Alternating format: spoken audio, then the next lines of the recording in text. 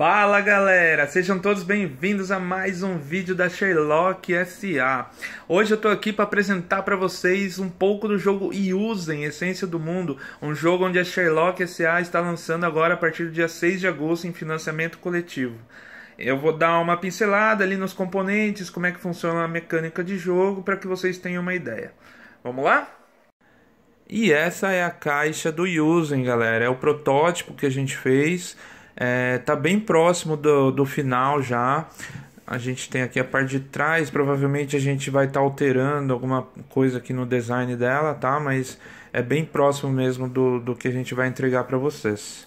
Lembrando que é um jogo de minha autoria, Renato Morrone, do Guilherme Souza e do Thiago Henrique Ferri. E aqui está o exemplo de uma ficha de personagem.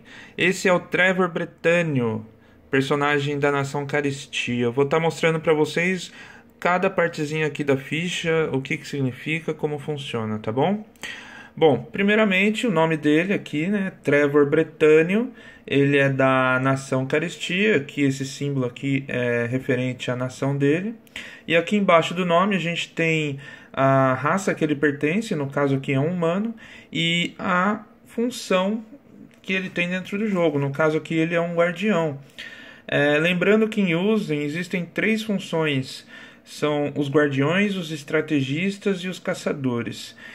Falando em mecânica, essas funções dão bônus diferenciados na hora do combate, tá?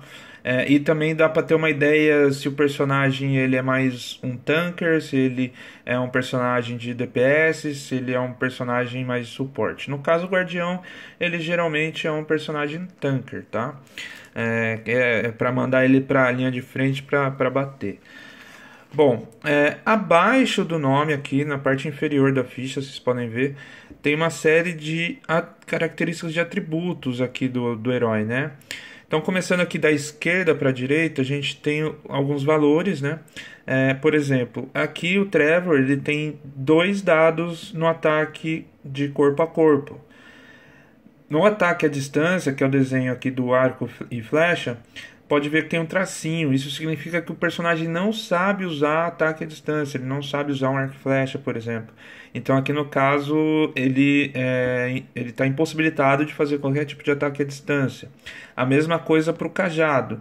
A diferença entre o cajado e o arco e flecha é que o cajado te permite fazer ataque à distância ou adjacente. Isso não acontece com os dados de corpo a corpo nem à distância. É só o cajado que te permite fazer isso, tá? A gente tem um escudinho amarelo aqui, que é o escudinho de defesa física. Ou seja, quando você sofrer um ataque de corpo a corpo aqui normal, você vai usar a sua defesa física normal. Esse 1 aqui, que está no escudinho roxo, é a defesa mágica. Serve para você se defender de ataques mágicos, que são os cajados, tá? E o último atributo aqui é a esquiva. A gente tem 2 dados de esquiva. Eu vou explicar mais pra frente como é que funciona a mecânica de esquiva, tá? Do lado esquerdo da ficha dos personagens, a gente vai ter a quantidade de vida deles. Todos os personagens, quando entram em jogo, já começam com a sua vida no máximo. No caso aqui, o Trevor tem 7. Tá? Quando ele chega a 0, obviamente, o personagem é derrotado e deve sair do tabuleiro. Do lado direito a gente tem a barrinha de energia. É o tanto de energia que o personagem pode utilizar nas suas habilidades e também no combate, tá? Então, no caso, o Trevor tem 6 de energia. Por último, na ficha a gente tem 3 tipos de habilidades aqui. A primeira habilidade aqui de cima é uma habilidade passiva, ou seja, ela fica ativa a todo momento enquanto o herói está na batalha. Eu não vou explicar exatamente o que faz as habilidades dele aqui, mas de repente já é autodescritiva, mas é só para vocês terem uma ideia. A segunda habilidade é do meio aqui, é o golpe poderoso. Pode ver que ela tem um custo em energia aqui, ó. Você precisa gastar 1 de energia para poder utilizá-la, e você deve utilizá-la durante um ataque. Pode ver que tem o desenho da espada aqui, ó, o mesmo desenho que tem aqui no atributo dele. Você usando essa energia, você ativa essa habilidade e você pode realizar o seu efeito.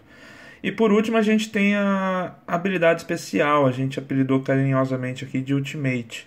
A habilidade especial dele requer 3 de energia, porém, essa habilidade especial de todos os personagens só é destravada, só fica apta para você usar quando você consegue progredir a um certo nível na sua ficha de nação. Eu vou explicar em seguida agora a ficha de nação, vocês vão entender. Mas ela só vai ser habilitada para ser usada a partir de um certo ponto do jogo. Então, praticamente é isso a ficha do personagem. Muito bem, pessoal. Essa daqui é o exemplo de uma ficha de nação. Provavelmente a gente vai estar alterando o design dessa ficha, então não é a versão final, mas já dá para ter uma ideia. Aqui em cima a gente tem o nome da nação, no caso Caristia, né? E o símbolo, o brasão dessa nação. Do lado a gente tem a qual facção essa nação pertence. Aqui no caso a Caristia pertence à facção dos Protetorados, ok? Do lado esquerdo da ficha, a gente tem uma trilha onde a gente vai marcar a baixa dos nossos personagens. Quando o seu herói morrer, você vai baixar um nível aqui, de 0 vai para 1 e assim sucessivamente. Se você chegar ao nível 5 ali de baixas, você automaticamente é derrotado e seu adversário vence o jogo, tá? Então essa já é uma das condições de derrota e vitória do jogo. Do lado direito, a gente vai ter a barra de progressão de experiência, aqui onde seus personagens vão ganhar pontos de experiência para você progredir aqui nessa barrinha. Seus personagens vão ganhar pontos causando dano nos inimigos, matando os inimigos, coletando pontos de interesse no mapa, enfim. Pode ver que no nível 5, no nível 10 e no nível 15 tem 3 escudinhos. Quando você chega nesses escudinhos, você destrava as habilidades especiais aqui da nação. Tá? Então, por exemplo, quando eu atingir o nível 5 aqui, ó, o escudinho de madeira, eu vou destravar essa primeira habilidade aqui, ó, formação defensiva. O que acontece? É uma habilidade onde todos os meus personagens aliados, não importa qual nação eles sejam, eles vão receber também essa habilidade. Vai beneficiar todos os seus personagens. Atingiu aqui o nível 10, o escudinho de prata, você habilita essa habilidade aqui do meio, que na verdade ela vai liberar aquela habilidade, vou mostrar aqui para vocês, ó. Lembra que eu falei que a habilidade aqui do Trevor era o Ultimate aqui, a habilidade especial, só era destravada quando atingisse um certo nível aqui na ficha de nação? É exatamente no escudinho prata aqui, ó. Quando você chegar no nível 10, seus personagens estão aptos a usar a habilidade especial. Então é importante tá progredindo aqui na trilha de experiência para você poder usar de forma mais otimizada os seus heróis. E por último, no nível 15 ali, que é o máximo de experiência que você consegue chegar, você vai desabilitar mais uma habilidade que beneficia todos os seus heróis, porém é uma habilidade mais robusta, mais bacana, mais forte. Tá? Então essa é a ficha de nação e vamos para o próximo item.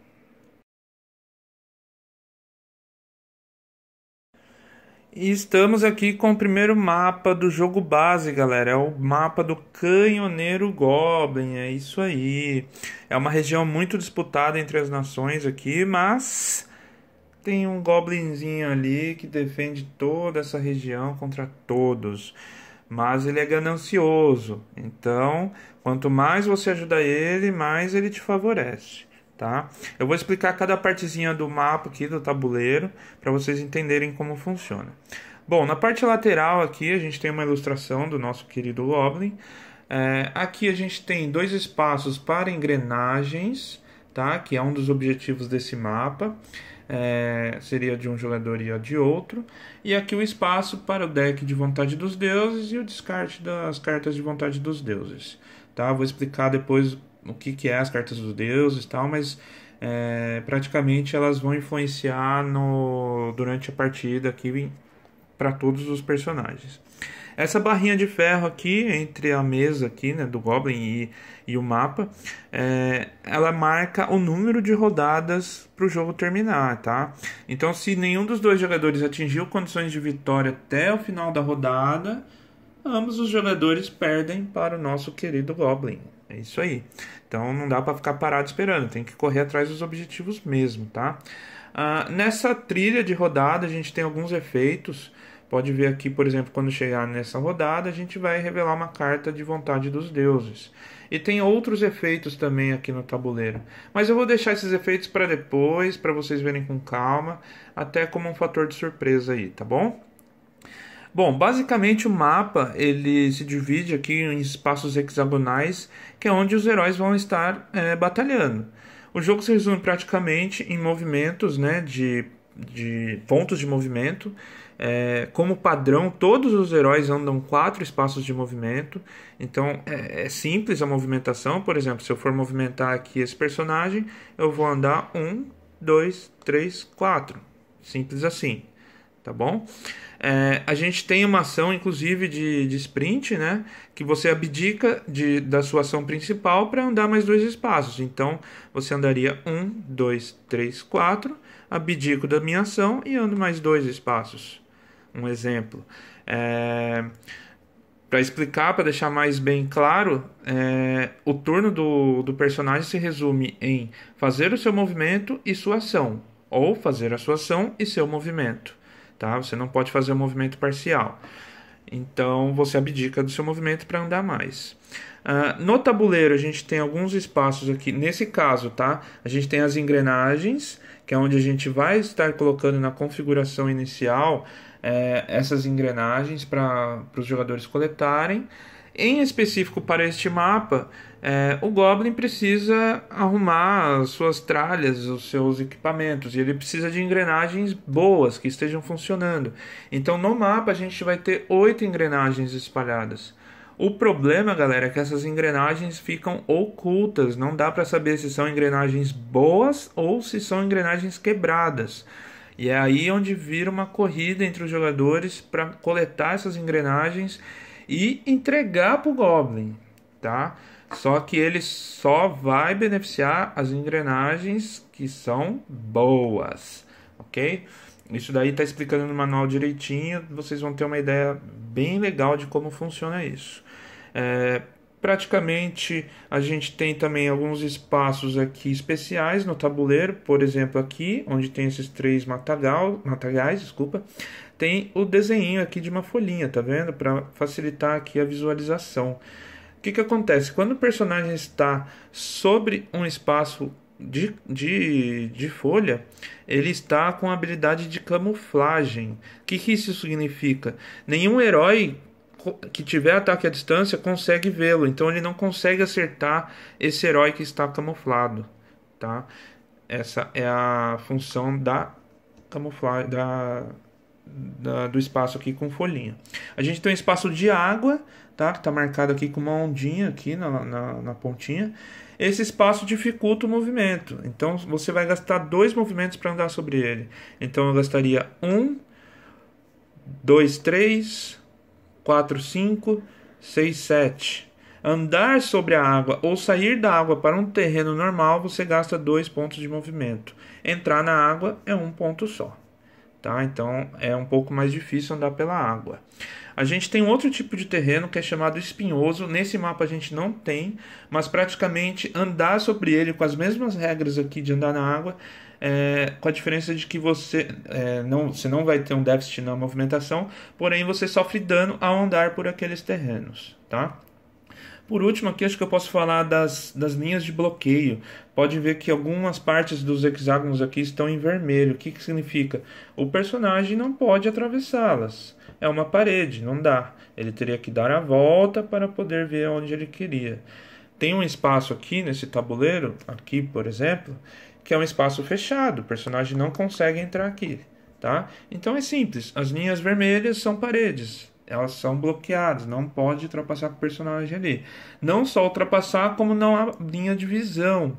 Se eu tô com um personagem aqui e um personagem aqui, e eu quero atacar a distância com esse personagem nesse, eu não tenho linha de visão, porque a parede está me bloqueando. Certo? Aí eu teria que andar até aqui, pelo menos, para ter linha de visão. Linha de visão, assim como a maioria dos jogos, traça-se uma linha imaginária do centro do seu hexágono até o centro do hexágono alvo, e se não tiver nada atrapalhando, você pode realizar o ataque. Outros personagens no caminho bloqueiam também a linha de visão. A gente tem também, galera, uma linha amarela. Nesse caso aqui, nesse mapa, não temos esse exemplo, tá? Mas a linha amarela, ela diferencia da vermelha da seguinte forma: ela dá bloqueio de movimento, mas de visão ela não tem bloqueio, tá? É como se o personagem estivesse em outro patamar, uma escada, tal. Então, eles conseguem se ver, mas eles não conseguem andar através delas. Beleza? Praticamente o mapa aqui do Goblin funciona, tem esses efeitos, cada espacinho aqui, e funciona dessa forma. O objetivo, como eu falei, é entregar 3 engrenagens verdadeiras funcionando para o Goblin. Primeiro jogador que fizer isso, o que que é? Por exemplo, você vem aqui e pega essa engrenagem. Vamos dizer que é a terceira que você precisa. Você precisa ir até o Goblin, entregar a engrenagem para ele, para que essa engrenagem venha aqui para o estoque dele e contabilize para a somatória. Tá? Só assim, entregando as 3 verdadeiras, é que você vence a partida. Mas a gente tem outras formas de vitória também. Isso é padrão para todos os jogos. Eliminando 5 vezes os personagens do adversário, ou eliminando os 3 personagens ativos no mesmo turno, na mesma rodada, você também vence o jogo. Tá bom? Então é praticamente assim que funciona o mapa de Yuzen. Esse especificamente do Canhoneiro Goblin. Só um complemento aqui, né? Aqui nessa área, dentro dessa fortaleza, é que ainda não está na versão final, mas dentro dessa fortaleza vai ter uma coloração um pouco diferente aqui dos hexágonos. É o range do Goblin. Então todo personagem que entrar nesse range, no final da rodada, toma 1 de dano do Goblin. Ele senta a bala no personagem que estiverem aqui dentro. Tá? Então tem que tomar cuidado para entrar aqui nessa área central, principalmente quando você vai para entregar a engrenagem para ele. Mas quando você entrega uma engrenagem para ele, ele te ajuda. Na verdade, assim, ele não vai te atacar naquele turno. Ele vai te poupar de tomar um dano do canhãozinho dele, porque você o ajudou nessa rodada. Beleza, galera? Vamos para o próximo item. Muito bem, galera. Agora eu vou falar para vocês sobre o deck da Vontade dos Deuses. É isso aí. Na caixa base a gente tem um deck padrão de 14 cartas de Vontade dos Deuses, com efeitos que vão estar sempre se repetindo. Porém, como os mapas você não vai revelar todas as cartas, a aleatoriedade do jogo acaba sendo grande, tá? Nesse caso aqui é uma carta... Essa daqui, desculpem, é uma carta padrão, tá? Eu vou explicar aqui como é que ela funciona, mas é simples. Aqui em cima a gente tem o nome, Selvageria, o nome da carta. Aqui um texto ilustrativo. Aqui vai marcar se a carta tem um efeito constante ou imediato. Nesse caso do Czinho aqui, é uma carta de efeito constante. Ou seja, enquanto ela estiver ativa no jogo, esse efeito aqui vai estar valendo para todos os personagens. Por isso que é uma carta de Vontade dos Deuses. Nesse caso, a carta diz que todos os heróis recebem mais 1 de ataque corpo a corpo. Tá? Então, toda rolagem de dado que for ataque corpo a corpo, o jogador vai rolar um dado adicional. Tá? Simples assim. Se for uma carta de efeito imediato, ela vai ter um I aqui no lugar do C. Eu vou mostrar já já para vocês. Um outro exemplo de carta padrão do jogo é essa daqui. A Mais Longa das Noites. Aquele textinho ilustrativo. Nesse caso, não tem nenhum dos ícones, porque o efeito dela... na verdade não existe, é sem efeito, tá? Agora, um exemplo de carta específica do mapa, né? Do canhoneiro, ó, ele aqui. É a Chuva de Bombas. O textinho ilustrativo, aqui ó, o íconezinho é uma letra I, ou seja, revelou essa carta, faça-se o efeito dela e acabou, não vale mais, até que outra carta entre em jogo, tá? Nesse caso aqui, todos os jogadores rolam um dado para cada herói que controla em jogo. Cause 1 de dano para cada herói que tiver rolagem de resultado ímpar. Simples assim. Nesse caso, é sorte. Se você tirar ímpar, tomou bomba na cabeça.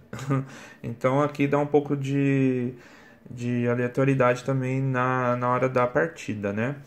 A gente tem outro exemplo aqui que eu gostaria de mostrar para vocês, que é a carta Duelo Fatal. Essa carta é uma carta especial, porque se vocês verem o texto aqui, ó, os jogadores entram em um duelo fatal. Ver regra especial do mapa Canhoneiro Goblin no manual de jogo. Eu não vou explicar para vocês o que é, eu vou deixar como uma surpresa para vocês, mas praticamente é um minigame. É um mini joguinho que vocês vão ter que jogar ali para disputar quem se beneficia ou não. Tá? Isso a gente pretende colocar em todos os mapas. Sempre vai ter uma carta dessa com um minigame especial. Então, pode ser que ela saia na partida, pode ser que ela não saia. Mas assim, no intuito de deixar um plus na partida, algo diferente para você fugir ali do estresse da batalha e partir para um joguinho ali independente. Mas é assim, eu garanto para vocês que é coisa rápida, não é nada excepcional também, tá? É um flavorzinho aí que a gente colocou na parte de mecânica, beleza? Então praticamente é assim que funciona o deck de Vontade dos Deuses. Lembrando que o deck padrão, com as cartas padrões, são 14 cartas, tá? No deck. E aí você complementa o deck do mapa com as 8 cartas especiais do próprio mapa. Então, no caso, se entrar um outro mapa aqui, essas duas cartas não vão entrar especificamente daquele outro mapa. Beleza? Bora continuar então. Muito bem, pessoal. Continuando aqui com a nossa explicação dos nossos componentes de Yuuzhan. Vou mostrar aqui para vocês. Esse marcador aqui é o marcador de ativação do personagem. Tá? Então você usou aquele personagem, ativou aquele personagem, fez movimento, ação, você flipa esse marcador para saber que naquela rodada você já jogou com ele, né? Para não ter confusão. Então cada personagem seu vai ter um marcador desse de ativação. O marcador com certeza vai estar com o símbolo da sua nação, né? Para facilitar também. Então funciona dessa forma o marcador de ativação. Aqui a gente tem os marcadores de condições negativas, que eu falei agora há pouco, né? Então eu vou explicar rapidamente como que funciona cada um deles. Esse daqui é o marcador de silenciado. Quando um personagem estiver silenciado, ele não pode usar nenhuma habilidade dele durante a ativação dele, tá? Esse marcador aqui é um marcador de atordoado. O personagem atordoado não pode realizar nenhum tipo de ataque. Ele só vai poder se movimentar. Esse marcador é o marcador de camuflagem. O personagem que estiver camuflado não pode ser alvo de ataques à distância. Entra aquela regrinha que eu falei na hora do tabuleiro, quando o personagem está no meio do matagal. Então, o camuflado é uma habilidade especial de alguns personagens, tá? Esse marcador é o marcador de imobilizado. Você não pode se movimentar durante sua ativação. Então o personagem só vai poder atacar, ele não vai poder se movimentar. Esse aqui é o marcador de debilitado. Na sua ativação, o personagem deve escolher uma das opções. Ou ele anda ou ele ataca. Ele não pode fazer as duas juntas, tá? Ou ele anda ou ele ataca. Simples assim.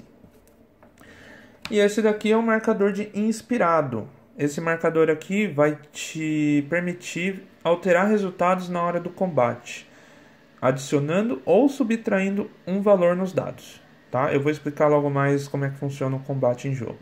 Então é praticamente essas condições negativas. No caso essa não, né? Essa não é a condição negativa, mas essas são as condições negativas. São as condições do jogo, tá? Mas como é que eu tiro esses marcadores do meu personagem? A gente tem uma ação no jogo que é chamada de descansar. Quando você faz a ação de descansar, você praticamente se abdica de toda a sua ativação. Você inclusive não pode realizar ação de movimento. Você só realiza a ação de descansar. Ao fazer isso, você retira qualquer marcador de efeito negativo que seu personagem tiver, tá? Você descarta simplesmente e recupera 2 pontos de energia e 2 pontos de vida. Isso é padrão para todos os personagens. Descansou, recuperou vida e energia e tirou todos os marcadores de condição negativa. Beleza? É isso aí. Pessoal, eu vou explicar para vocês agora o sistema de combate do Yuuzhan, tá? Como é uma parte um pouquinho mais complexa do jogo, eu vou explicar parte por parte, ok? Basicamente, os dados vermelhos são dados de ataque e os dados pretos são os dados de defesa, tá? Então, por exemplo, meu personagem tem 2 dados de ataque e o personagem defensor tem 1 dado de defesa. Ambos os jogadores rolam os dados ao mesmo tempo, tá? A título de regra. Então o personagem atacante rola os dados e o personagem defensor rola um dado. A gente teve esse resultado. A gente costuma explicar aqui que cada parte do dado, cada lado do dado, é como se fosse uma parte do corpo do inimigo, para ficar um pouco mais ilustrativo e fácil de entender. Nesse caso, eu estou dando 2 golpes no ponto 2 do inimigo. O inimigo tirou um 5. Não é o mesmo lugar que eu estou dando dano. Então, ele tomaria esses 2 danos aqui. Um dano para cada dado. Tá? Se ele tivesse tirado um 2, ele defenderia meus 2 dados, porque ele defendeu aquele ponto. Então, eu não conseguiria causar dano nele nessa ocasião. Tá? Vamos fazer um outro exemplo aqui. Meu personagem tem 3 de ataque e o defensor tem 2 de defesa. Tá? Eu vou rolar junto aqui para facilitar. Então o resultado deu isso. Opa, rolou aqui sem querer. Então eu estou dando 2 de dano no ponto 1 e 1 de dano no ponto 3. O defensor rolou um 4. Não estou dando dano no 4 e rolou um 2. Eu também não estou dando dano no 2. Então, nesse caso, ele tomaria meus 3 dados de dano. 3 danos na vida dele. Tá? Se ele tivesse tirado um 1 aqui, ó, o que ia acontecer? Esse 3 ele não conseguiria defender, porque ele não tem um 3 aqui. E esses 2 dados de número 1, ele defenderia com esse de número 1 preto dele aqui. Então esses 2 dados ele defenderia e esse aqui ele tomaria. Então o personagem tomaria 1 de dano. Esse 4 não teve efeito. Tá? Agora a parte que de repente cria até um pouco de estratégia no jogo. Né? Digo, no sistema de combate. Os personagens podem gastar suas energias para alterar esses resultados. Tá? Eu vou rolar novamente e eu vou explicar. Nessa mesma ocasião, nesses mesmos números de dados, a gente teve esse resultado. Até que saiu um resultado bom aqui para dar exemplo. E é aí que vem a estratégia do combate. Na regra diz o seguinte: depois da rolagem de dados, o personagem atacante dos dados vermelhos podem usar suas energias, quanta energia o personagem quiser usar, para alterar os seus resultados. Depois que ele fez isso, o defensor tem o mesmo direito. A diferença é que o atacante precisa gastar 1 ponto de energia para cada dado alterado e o defensor precisa gastar 2 de energia para cada dado alterado. Tá? Então vamos lá. Eu vou pôr um númerozinho aqui só para marcar a energia que meus personagens têm como exemplo, tá? Então esse atacante tem 2 de energia e esse defensor tem 3 de energia, tá? Tô usando os dados aqui de forma ilustrativa, tá, pessoal? Não tem nada a ver com combate. Esses dados têm a ver com combate. Esses aqui eu tô só marcando energia a título de ilustração. Muito bem. Então eu, como atacante, preciso resolver o que eu vou fazer com meus dados. Ora, eu tenho 2 dados 6 aqui, mas meu defensor também tem um 6. Então ele está defendendo os meus 2 dados 6. Não é um resultado legal para mim. Esse 4 está passando. Ó, o defensor não tem um 4 aqui para defender. Ótimo, então aqui eu já dei 1 de dano nele. Eu preciso alterar esses dados. E eu tenho 2 de mana. 2 de energia. Eu vou alterar esse 6 para um 5. Só que, ó, o defensor também tem um 5. Então, ainda assim, ele estaria defendendo. Para eu otimizar essa jogada, lembrando que como eu já alterei aqui, ó, minha energia cai para 1. Para eu otimizar essa jogada, eu teria que baixar esse 5 para um 4, certo? Agora passaria os 2 danos aqui no defensor. E eu gastaria minha última energia. Porém, ele também vai ter direito de alterar esse resultado. E se ele jogar esse 5 para um 4, eu me lasquei, porque agora eu não vou dar dano nenhum nele. E é aí que entra a parte onde você vai ter que rachar a cuca para ver qual resultado você vai colocar, de acordo com o que o personagem lá defensor tem para alterar. Enfim, aí vai da estratégia de cada um. Nesse caso, ele tem 3 de energia. Lembra que para alterar qualquer dado aqui, ele vai precisar gastar 2, ou seja, ele só vai conseguir alterar uma vez esse dado. Se eu jogar Se eu gastar, ao invés de eu baixar esse dado aqui, que eu tinha usado uma energia para baixar ele do 5 para o 4, de repente seria melhor eu jogar esse 4, que eu já tinha baixado, jogar mais um para baixo, jogar o número 3. Então eu teria uma variedade de pontos onde eu bati no adversário. Agora ele está defendendo 2. Nesse caso, ele nem precisa gastar energia lá, porque ele já está me defendendo 2 dados. Eu vou conseguir passar 1.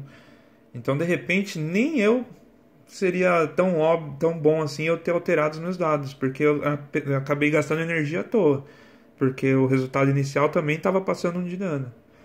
Vocês entenderam como é que funciona? Então, é essa parte de estratégia dos dados que deixou o combate bem bacana, tá? Recapitulando, os atacantes rolam os dados, os defensores rolam os dados. Os atacantes podem gastar 1 ponto de energia para alterar o resultado de um dado, com mais 1 ou menos 1 no resultado. E depois o defensor escolhe se ele quer alterar o resultado com mais 1, menos 1. E para cada alteração que ele fizer, ele gasta 2 de energia. E assim é o combate de ataque e defesa. E agora entrou mais uma corzinha de dado aqui. São os dados amarelos, representando a esquiva do personagem. É isso aí. Na esquiva, o personagem ele pode se esquivar de um ataque e não tomar dano nenhum, ou ele falha na tentativa de esquiva e toma todo o dano. É 880, ou você toma tudo ou você não toma nada. Diferente da defesa, né? Que você pode amortecer 1, 2, 3 de dano. Você consegue evitar o dano parcial. A esquiva não. E por essa razão, e por ser um pouco mais complicado de você esquivar, se você conseguir esquivar, você tem como benefício fazer um contra-ataque simples, tá? Desde que seu personagem esteja apto, você faz um contra-ataque contra aquele personagem atacante. É como se fosse um prêmio, tá? Então, como que funciona a esquiva? Vamos lá. Meu personagem tem 3 de ataque. Ele é parrudo, ele tem 3 de ataque. E o defensor, por alguma razão, falou: não quero, eu vou tentar me esquivar. E ele vai tentar se esquivar com 2 dados, que ele tem lá na ficha dele marcado, que são 2 de esquiva. Na ficha também vai estar marcada que você vai ter que pegar 2 dados amarelos e 2 dados pretos, tá? Isso é regra do jogo. Ele vai ter essa marcação lá na sua fichinha. Então ele vai se esquivar com esses dados aqui contra 3 dados do atacante, tá? Como é que funciona? Aqui, de repente, é uma parte que a galera tem um pouco mais de dificuldade de entender pela mecânica em si, tá? Mas é assim, ó. O atacante rola os dados, ok? Ele teve esse resultado, 3 e 6. 2, 3 e 1, 6. O defensor vai rolar os 4 dados ali. Ele tirou um 4 no amarelo, outro 4 no amarelo, um 4 no preto e um 3 no preto. Para você esquivar desse ataque aqui, você precisa ter tirado, tanto nos dados pretos como nos dados amarelos, alguns dos resultados vermelhos. Ou seja, nos dados pretos, você tem que ter tirado pelo menos um 3 ou um 6. Olha lá, a gente conseguiu um 3. Aqui tá ok. No dado amarelo, a mesma coisa. Você precisa ter tirado um 3 ou um 6. Mas infelizmente você não tirou. Você tirou 2, 4. Nesse caso, sua esquiva falhou. Você vai tomar os 3 de dano. Tá? Eu vou alterar os resultados aqui para vocês entenderem. Digamos que eu tirei um 6 aqui. E pronto. Vamos lá. Ó, os dados pretos do meu defensor tem um 3. Eu também tenho um 3 aqui no ataque. Ok. Os dados amarelos tem um 6. Eu tenho um 6 aqui no ataque. Ok. Ele foi bem sucedido. Ele se esquivou do meu ataque. Tá? Um outro exemplo aqui que de repente a galera confunde. Vou alterar os resultados aqui para vocês entenderem. Digamos que eu tenha feito esse resultado. Nos dados amarelos, olha só, eu tirei um 6 e um 3, eu tenho aqui. Ok, ótimo. Nos dados pretos, eu não tenho nenhum 3, nenhum 6. Mesmo eu tendo os 2 números aqui no amarelo, eu não tenho nenhum no preto. Então eu não esquivei, eu tomei os 3 de dano. Tá? Então é assim que funciona a esquiva. Você precisa, nas 2 cores de dados, nos 2 conjuntos de cores de dado, tirar um dos resultados do atacante. tá? Nas duas cores. Não adianta só em uma só. Você tem que tirar pelo menos um dado igual nas duas cores. Assim você esquivou. Esquivou, aí você faz aquele contra-ataque se você estiver apto a fazer. Aí você vai jogar os seus dados vermelhos e o adversário vai jogar os seus dados pretos. No contra-ataque não há possibilidade de esquiva, tá? E somente de defesa. Então é isso. É assim que funciona o sistema de combate em Usem. Lembrando que na esquiva também é permitido fazer alteração de resultados, tá? Tanto do atacante como do defensor. Lembrando que para o atacante alterar dados é 1 de energia para cada alteração e o defensor são 2 de energia para cada alteração. É isso, Usem e o seu sistema de combate exclusivo. Por último, galera, eu vou falar aqui dos efeitos bônus, né? Que é o que tem a ver com a função dos seus heróis, tá? Lembra que eu falei que na ficha do herói tinha algumas funções dele lá, guardião, estrategista e caçador? É agora no sistema de combate que essas funções fazem diferença, tá? Então eu já rolei os dados aqui como exemplo.